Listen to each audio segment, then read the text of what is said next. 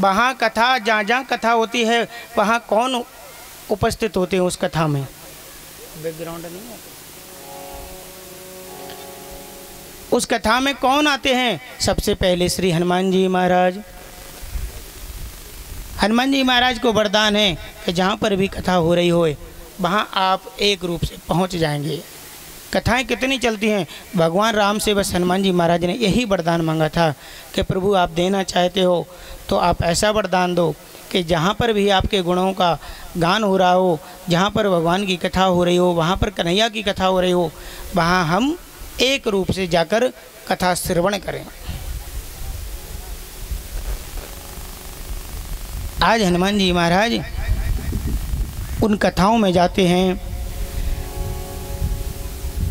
प्रभु चरित सुन Beko रसिया, प्रभु चरित सुन Beko रसिया, राम लखन सीता मन बसिया, राम लखन सीता मन बसिया, सूक्ष्म रूप धरे सियहि दिखावा, विकट रूप धरे लंक जरावा, भीम रूप धर असुर सहारे, भीम रूप धर असुर सहारे।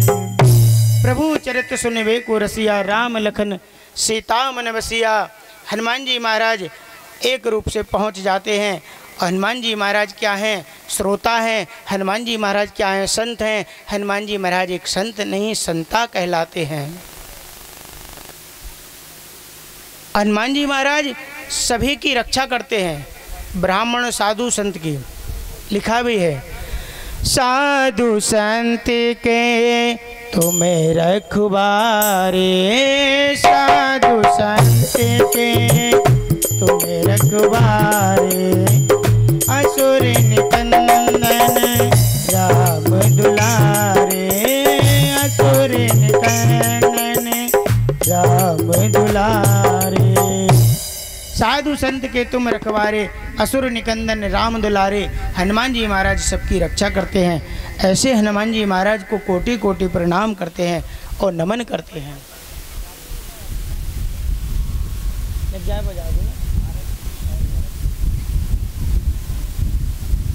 ऐसे हनुमान जी महाराज को कोटि कोटि प्रणाम करते हैं, नमन करते हैं।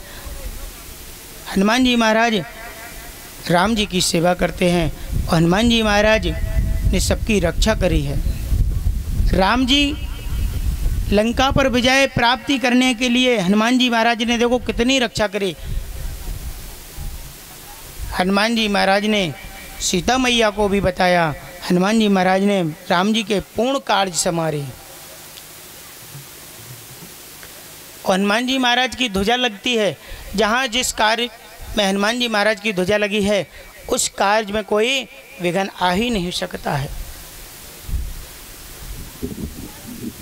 ध्वजा ऊंची होती है, आप विचार करना, ध्वजा जब लगाई जाती है तो ऊंचा डंडा में लगाई जाती है, बड़ा बांस काटते हैं उसमें ध्वजा को लगाया जाता है। उस ध्वजा में हनुमान जी महाराज का वास होता है, इंद्र भगवान का वास होता है। सोनो तुम जा रहे हो ना हमारी कथा खेल भैया बजाओ तो बजाते रहो। एक माइक दे दो भाई सब, जहाँ पे हारमोनियम पे दे दो।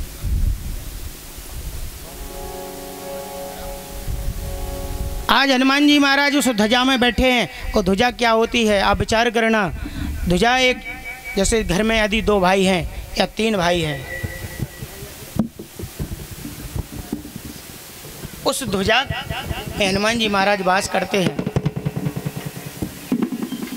इसी प्रकार एक भाई अपने भाई को यदि उठाना चाहता है, विचार करना, एक भाई यदि अपने दूसरे भाई को उठाना चाहता है तो वो क्या होता है? ध्वजा। और ध्वजा में जब बांस ऊंचा लगा रहता है तो ध्वजा ऊपर लहराती है, और यदि वही ध्वजा में छोटा डंडा लगा दो तो ध्वजा नीचे हो जाती है। और इसी प्रकार भाई के लिए यदि भाई ध्वजा बनकर खड़ा रहेगा तो भाई ऊंचा होगा, भाई की कीर्ति बढ़ेगी, भाई का नाम रोशन होगा। लेकिन कलयुग ने ऐसी बुद्धि को बिगाड़ के रख दिया कि भाई भाई का दुश्मन है, भाई भाई का दुश्मन बन गया। क्यों बन गया? क्योंकि ये धन, जब जहाँ बेकार धन आता है तो बुद्धि को बिगाड़ देता है।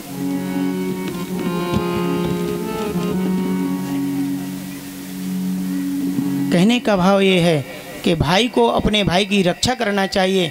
भाई कभी धन के पीछे लड़ना नहीं चाहिए, भाई से कभी भी नहीं लड़ना चाहिए। यदि आपने भाई को दे दिया ज़्यादा तो वो अपने ही भाई के पास है। और साथ में माताएं बहनों को भी विचार करना चाहिए कि इस धन के पीछे यदि दोनों भाइयों में झगड़ा हो रहा है और कहीं भूल से यदि कोई गलती से एक दूसरे भाई में कहीं जोड़ से लग गई ना, तो वह भाई का क्या होगा? धन भी पड़ा रहेगा और आप भी जीवन पर्यंत उस गलती को स्वीकारते रहेंगे कि इस धन के पीछे गलती हो गई हमारी। आज हनुमान जी महाराज उस ध्वजा के रूप में सभी की रक्षा करते हैं। ऐसे हनुमान जी महाराज को कोटि कोटि प्रणाम करते हैं। जब संकट किसी के ऊपर हो, जब ज़्यादा संकट हो, तो हनुमान जी महाराज की सेवा करना चाहिए। और कुंडली में राहु केतु शनि होते हैं, ये सबकी कुंडली में बैठी रहती हैं।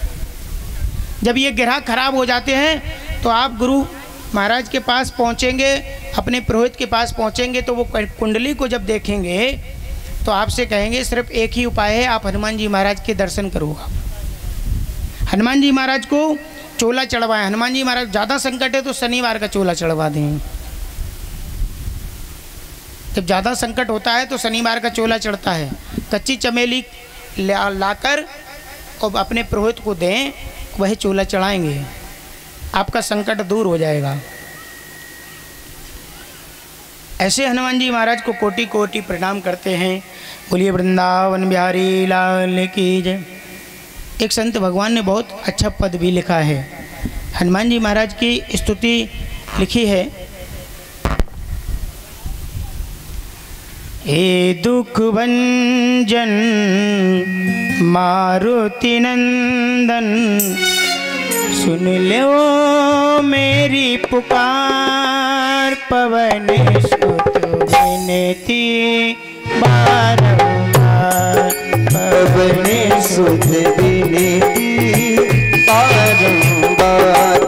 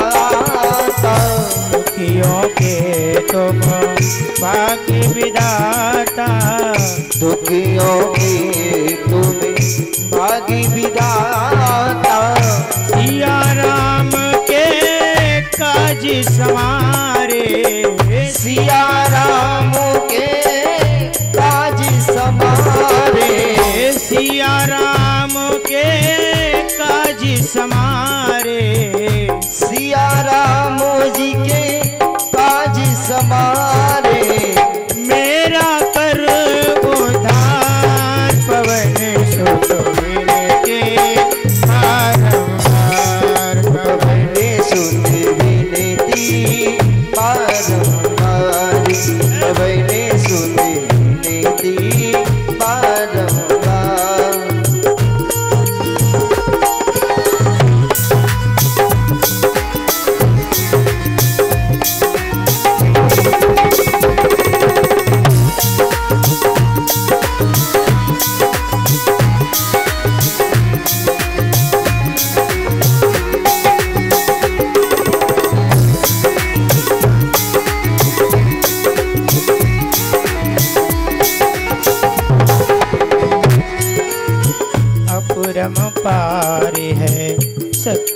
तुम्हारी, अपरंपार है शक्ति तुम्हारी, अपरंपार है शक्ति तुम्हारी, अपरंपार है शक्ति तुम्हारी।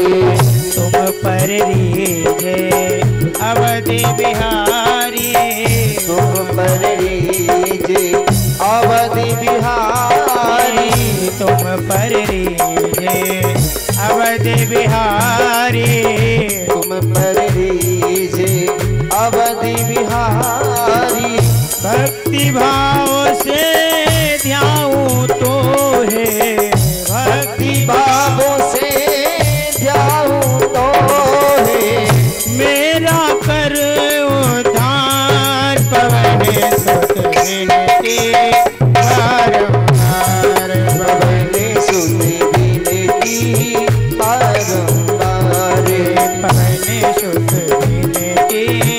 बारंबार, पवन सुत विनती बारंबार, पवन सुत विनती बारंबार, पवन सुत विनती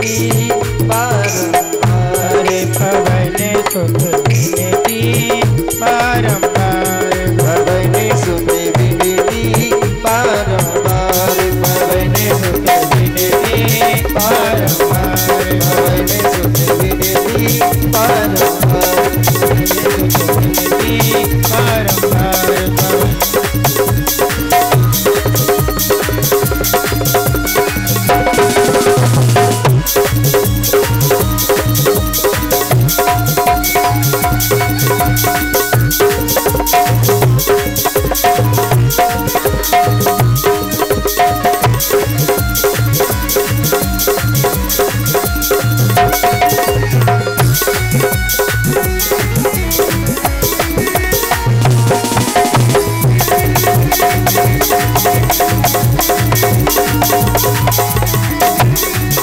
पवन सुत विनती बारंबार, पवन सुत विनती बारंबार,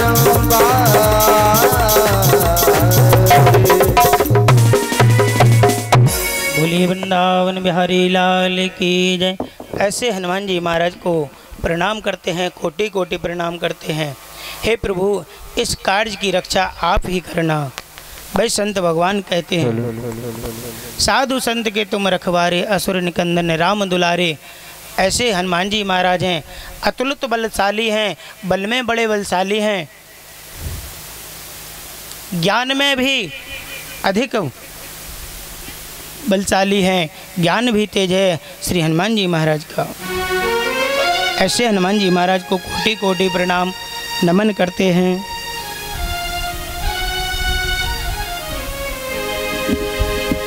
ये धर्म क्या है? धर्म क्या है? धर्म हमको भगवान से मिला देता है और धर्म भगवान के चरणों के पास रखता है। आप विचार करना, भगवान का जब पूजन होता है उस समय, पूजन करते समय हम लोगों को ऐसा लगता है कि भगवान हमारे समीक्ष हैं, हमारे भगवान हमारे साथ हैं। जैसे आप भगवान के सामने विराजित हैं, ये भगवान की माया है, भगवान की माया किसी को नहीं छोड़ती। इसी प्रकार आप सरोवर में जब स्नान करने के लिए जाते हैं और एक मछुआरा जब मछलियों को पकड़ता है, आप विचार करना, जब मछुआरा मछलियों को पकड़ता है तो कितने दूर तक जाल को फेंकता है। काफ़ी लंबे दूर तक जाल को जब फेंकता है तो उस जाल में दूर दूर की मछली उस जाल में बीत जाती है।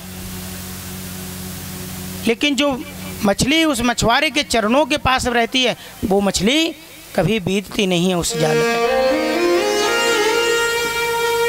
उस जाल में मछली नहीं बीतेगी। क्यों नहीं बीतेगी? कि वो पैरों के समीक्ष है उसके।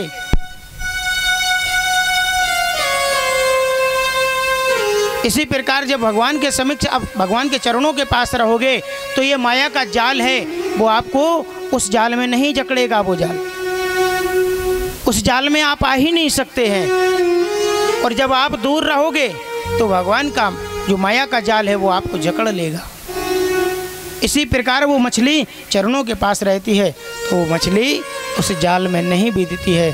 तो एक संत भगवान कहते हैं, ये बताओ वो मछली क्यों नहीं बीधी है? भाई मछुआरा कहने लगा कि ये मछली इसलिए नहीं बीधी कि ये मेरे चरणों के समक्ष है, और चरणों के पास तो जाल को फेंका नहीं है प्रभु। तो कहने का भाव है कि ये भगवान की जब माया जब जकड़ती है तो लंबे दूर समय तक जाल फेंकती है। पहले भगवान छोड़ते हैं कि आप जाओ, जितना भी आप जाल बिछाना चाहो बिछा लो। उसी जाल में भगवान आपको घर्षित कर लेंगे, उसी जाल में बंद कर देंगे, उसी जाल में।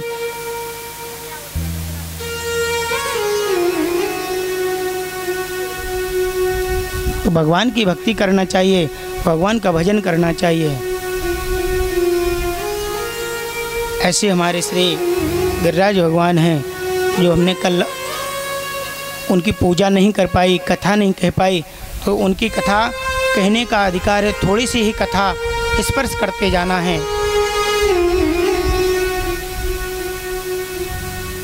आज कन्हैया कितने बड़े हो गए? कन्हैया 8 वर्ष के हो गए हैं। उन कन्हैया जब 8 वर्ष के हुए हैं तो देखिए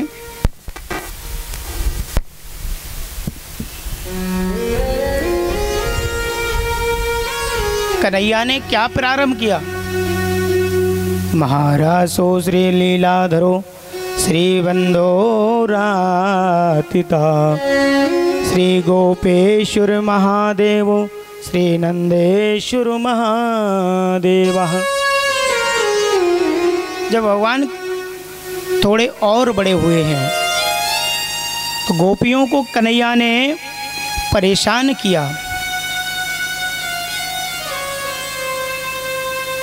उन गोपियों को कन्हैया अपने पास में बुलाते हैं, और जब गोपियां माखन मिश्री बेचने जाती थी तो कन्हैया उस रास्ते में बैठकर एक दूसरी गोपी की मटकी को फोड़ देते थे। मटकी को क्यों फोड़ते थे कन्हैया? गोपी वह माखन और मिश्री लेकर कहाँ जाती थी? मथुरा में जाती थी बेचने के लिए। कन्हैया ने कहा हमारे ब्रज का माखन है, हमारे गोकुल का माखन है, दूध दही ये ब्रज में बेचने, उधर मथुरा में बेचने के लिए जा रही हैं।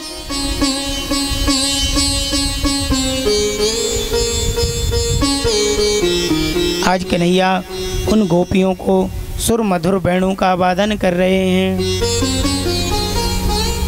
जब सुर मधुर वेणु का वादन करते हैं कन्हैया, बंसी विभूषित करा नवनीर दावा पीताम्बरा दरुण बिंदो फलाधरोष्टः पूर्णेन्द्र सुंदर मुखाधर बिंदु नेता श्री कृष्णाय वयं नमः।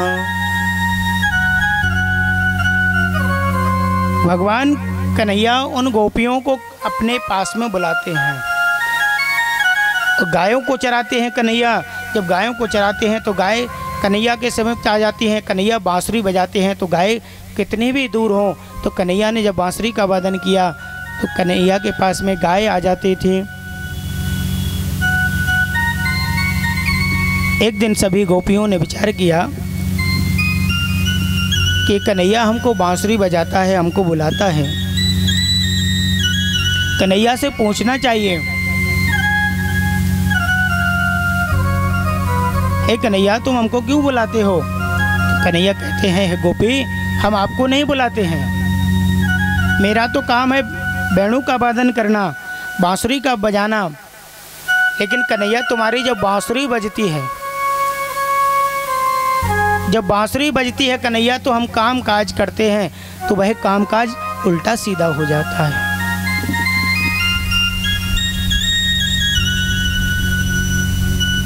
भोजन बनाते हैं तो भोजन बनाते हैं कन्हैया, जो तवा पे रोटी डाली जाती है वो नीचे डालते हैं और नीचे वाली रोटी तवे पर डालते हैं।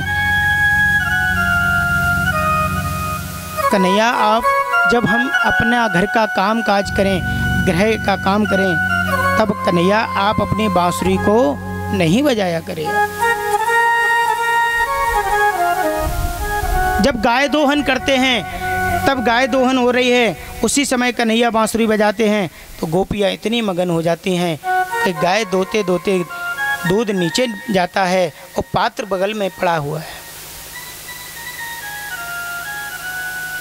यदि ससुर साहब को भोजन प्रसादी लेकर जाती हैं तो देखिए भोजन कहाँ पहुँच जाता है, गाय के सामने, और ससुर जी के सामने भूसा को रख देती हैं।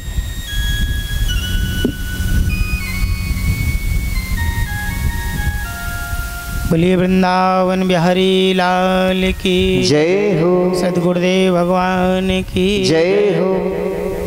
श्री राम जय राम जय जय राम, श्री राम जय राम जय जय राम।